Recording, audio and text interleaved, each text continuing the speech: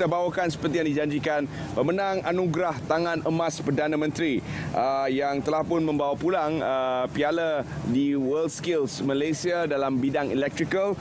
Kita bersama pemenangnya Muhammad Hakimi Abu Bakar, pemenang tangan emas anugerah Perdana Menteri 2023. Dan kita juga bawakan bersama kita pagi ini teknologis Ahmad Hamdi Haji Ibrahim, Ketua Pegawai Eksekutif Giat Mara Sdn Bhd. Tahniah diucapkan. Terima kasih, Terence. Dan juga kepada Encik Muhammad Ridwan Idris, Pensyarah Pertanian Institut Kemahiran Tinggi Pedah Tech, yang akan menerangkan sedikit sebanyak tentang industri drone yang juga menjadi satu bidang dalam World Skills Malaysia ni.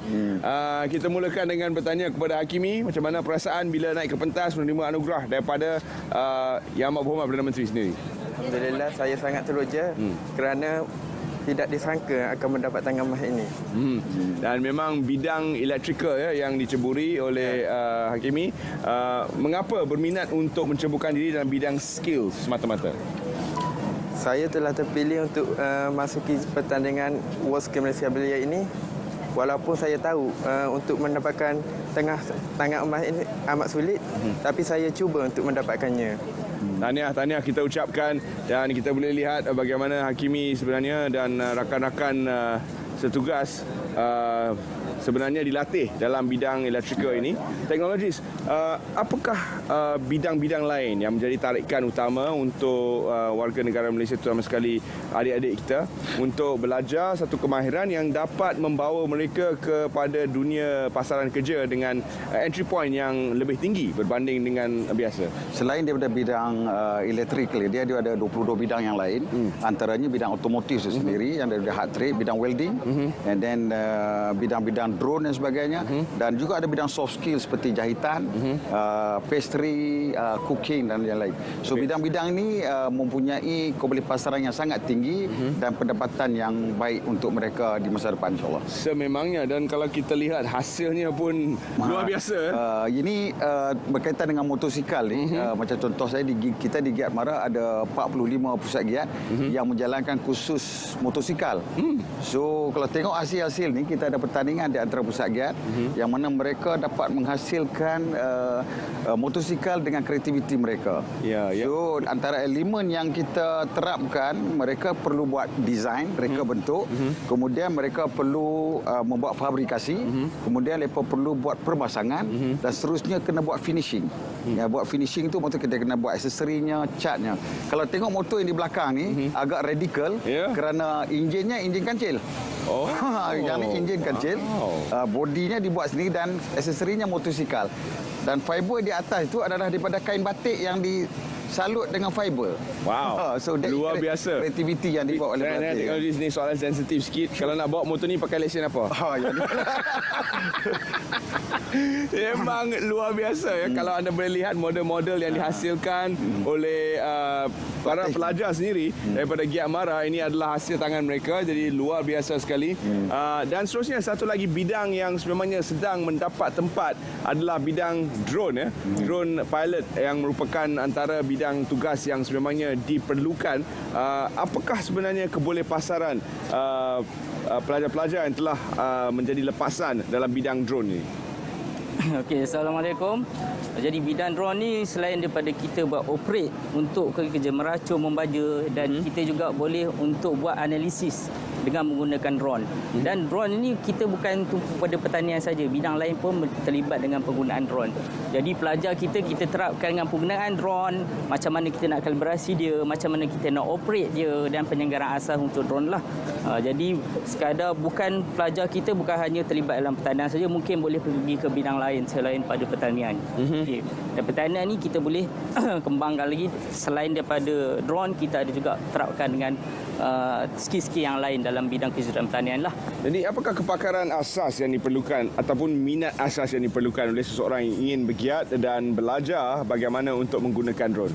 Okey, sebenarnya kepakaran asas ataupun minat yang pelajar nak adalah dia ingin tahu bagaimana kita nak operate dan kita tahu sektor pertanian adalah sangat penting. Jadi untuk kita majukan lagi sektor pertanian adalah kita perlu kaitkan dengan teknologi. Dan teknologi itu pelajar perlu tahu dan perlu bagaimana dia nak operate drone tu sendirilah.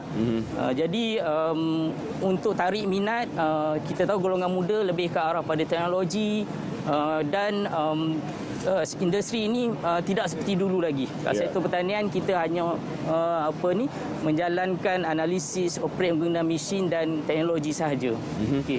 Jadi ini antara bidang yang sememangnya sedang mendapat tempat di pasaran bukan sahaja di Malaysia tapi juga antarabangsa. Ramai yang ingin tahu tentang bagaimana untuk menceburkan diri sebenarnya dan menjadi pelajar di Giat Mara, berkecimpung dalam pelbagai bidang yang ditawarkan. Apakah keperluan asas untuk pelajar-pelajar yang ingin belajar kemahiran bersama Giat Mara? Di Giat Mara ni paling mudah. Kena ada 3M. 3M. 3M. Menulis, membaca dan yang terakhir itu minat. Datanglah ke Giat Mara umur 15 tahun. Sehingga selagi ada tenaga untuk belajar, 80-60 pun boleh datang ke Giat. So dan kita berada di seluruh negara. Dan hasilnya kita boleh lihat di pentas tempoh hari Yang Amat Berhormat Perdana Menteri setelah pulang dari San Francisco terus saja ke pentas yang mana telah pun disediakan di Shah Alam Convention Center untuk menghadiahkan anugerah tangan emas Perdana Menteri, dan hasilnya cukup memberangsakan. Kita dapat lihat kebolehpasaran graduan-graduan kita di mencapai lebih daripada 90%. Dan semuanya mendapat pendidikan yang asas bermula di kawasan-kawasan luar bandar juga, dan mereka telah berjaya untuk menembusi pasaran di seluruh negara. Jadi akhir kata mungkin sedikit nasihat kepada para pelajar yang sedang mengikuti kursus-kursus kemahiran, yang mungkin rasa boleh atau tidak saya berjaya, boleh atau tidak saya mendapat kerja apabila tamat pengajian nanti. So sebagai pesanan saya kepada belia-belia di luar sana, kita di bawah TVET Mara, kita menjalankan pelbagai bidang kemahiran. So kemahiran ini telah menjadi satu pilihan utama sekarang ni kerana dia boleh mendatangkan, menghasilkan pendapatan yang sangat tinggi.